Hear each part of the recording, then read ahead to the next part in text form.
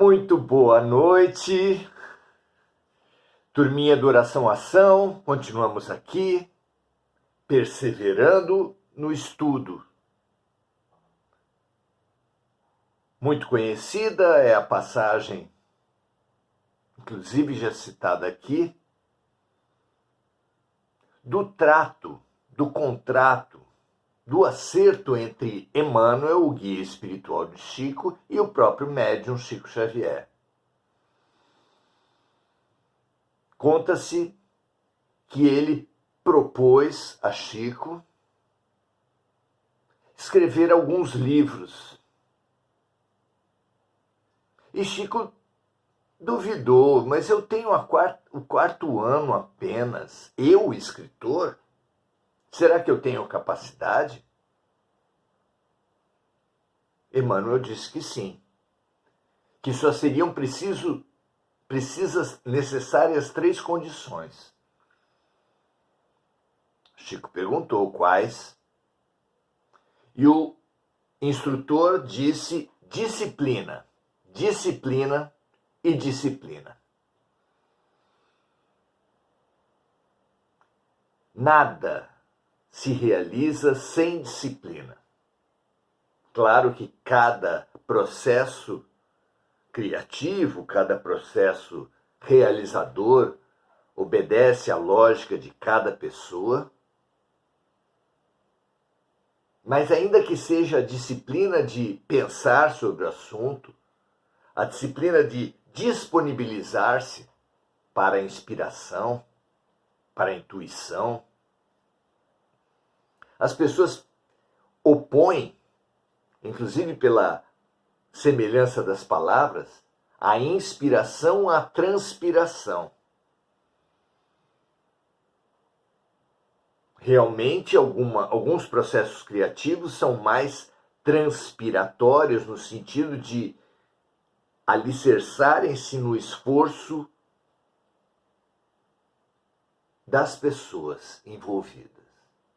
E outros processos criativos, realizadores, são mais intuitivos, são mais aparentemente improvisados, como supõe a nossa vã filosofia. As ideias vêm do nada, mas não é bem assim. De onde vêm as eurecas, as inspirações, as sugestões, os improvisos?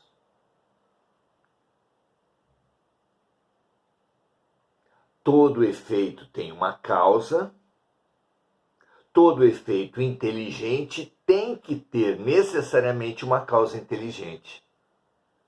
Pergunte para uma pedra alguma coisa, peça de uma porta uma sugestão, uma solução para um problema. Se há uma resposta inteligente, se há uma ação inteligente, necessariamente vem de uma causa inteligente. Ou seja, suas inspirações, nossos estalos, nossas intuições, nossos improvisos, são resultados de parceria. E a parceria exige alguma disciplina. Como duas individualidades podem se encontrar, assim na terra como no céu,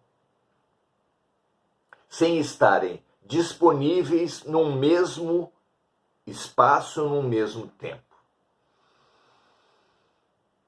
Isso é disciplina. Então, parabéns pela sua disciplina, parabéns pela disciplina dos amigos espirituais.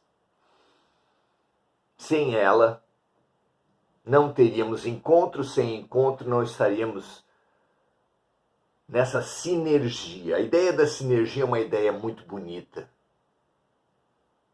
Poeticamente, podemos explicar a sinergia pelo verso de Beto Guedes, que diz: 1 mais 1 é sempre mais que 2. Verso em tudo semelhante à proposição de Jesus que onde 2 ou mais estivessem reunidos, lá ele estaria também. Ou seja, 1 mais 1 é mais que 2. Sempre mais que 2. Muito, muito bom que esse nosso encontro esteja estimulando, encorajando, atendendo nossas curiosidades, nossas necessidades de crescimento espiritual. Temos estudado a grande fronteira do pensamento humano. Todas as ciências sociais, ao longo da história, a história mesma, uma das ciências sociais, a arqueologia, a antropologia, a sociologia, a psicologia, claro, a psicanálise, tudo o que reflete sobre o ser humano encontra essa parede, esse limite, essa fronteira, que às vezes parece inexpugnável, impossível de vencer, a fronteira da morte. Ora,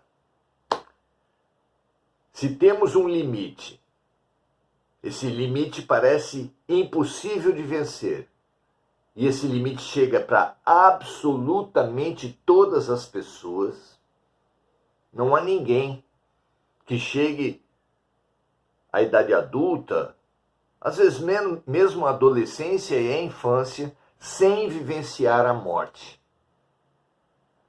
Seja a morte de um pet, a morte de um avô, de um bisavô, depois dos pais, eventualmente dos irmãos, tragicamente dos filhos. E por fim, como a própria palavra diz, fim, a morte própria. Todos nós, inevitavelmente, vamos morrer. É o nosso único destino inevitável. Então, entre inúmeros planejamentos que podem não acontecer, lembramos sempre que as crianças brincam de boneca para treinar a maternidade e também deveriam treinar a paternidade, ou seja, deveríamos dar bonecas para os meninos, para todos os meninos brincarem. É que o nosso machismo ainda impede isso. Machismo de homens e mulheres. Então, brinca-se de bonecas, mas nem todas as crianças na idade adulta serão pais e mães.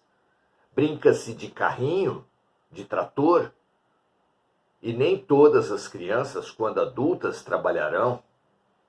Algumas para a tragédia sua e das suas famílias. Mas a única certeza da vida, para essa nós não nos preparamos. Estamos aqui hoje, nos preparamos, quebrando mitos, abrindo mentes, recebendo dos próprios mortos a instrução. Diz o senso comum com terrível erro a respeito da continuidade da vida após a morte, que ninguém que morreu voltou para dizer como é. Muito pelo contrário. Milhares, dezenas de milhares, talvez centenas de milhares já voltaram e se comunicaram com os vivos a respeito, inclusive, da morte. Aqui é um morto que nos está instruindo. Emmanuel. Um guia espiritual sem corpo, portanto morto, que nos vem falar sobre a morte. Já vem falando alguns encontros nossos aqui. Indicamos que vocês revisitem esses encontros, quem já viu, vejam, assistam aqueles que não viram. E hoje daremos sequência a esses estudos com a seguinte questão. A pergunta é trazida em relação aos espíritas especificamente. mas podemos expandir para todos os religiosos, para todos os filósofos que estudam o tema. Há um campo do pensamento, se não me engano é a tanatologia, que estuda a questão da morte. Hoje a ciência avança no campo dos cuidados paliativos, de como abordar um paciente, uma pessoa que esteja à beira da morte. A filosofia pensa sempre, há muito tempo, talvez não com a devida importância, mas pensa a questão da morte, e os religiosos em geral, porque toda religião acredita numa vida após a morte. O que vai acontecer lá é motivo de muitas divergências, mas todas elas trazem essa certeza da continuidade da vida após a morte. Então, abordar esse assunto, o assunto especificamente do espírita frente à morte, já que ele lida com tantos mortos que vêm ensiná-lo, como será? Mas que nós podemos estender para todos aqueles que na ciência, na filosofia e nas religiões em geral lidam com a questão espiritual, com a questão da continuidade da vida após a morte. Como ficam os estudiosos da morte após a morte? Nós poderíamos, inclusive, questionar como ficam os ateus, os materialistas, que de nada acreditam, ou que nada dizem acreditar. Como é o despertar após a morte daquele que acreditava que ela não existia, que não existia uma vida após a morte? Vamos ver se na sequência aqui a questão é trazida para Emmanuel. Hoje, a questão especificamente do estudioso.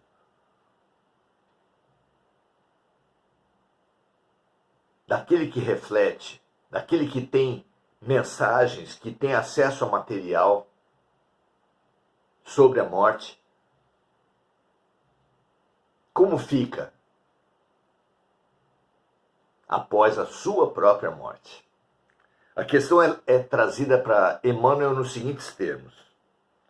É possível que os espiritistas venham a sofrer perturbações depois da morte? Vamos ver a resposta. A morte não apresenta perturbações à consciência reta e ao coração amante da verdade e do amor dos que viveram na terra. Tão somente para o cultivo da prática do bem, nas suas variadas formas, dentro das mais diversas crenças. Então, Emmanuel fala que a morte não apresenta perturbações à consciência, não apresenta perturbações a espíritos, a individualidades, a seres que têm as seguintes características: a consciência reta, o coração amante da verdade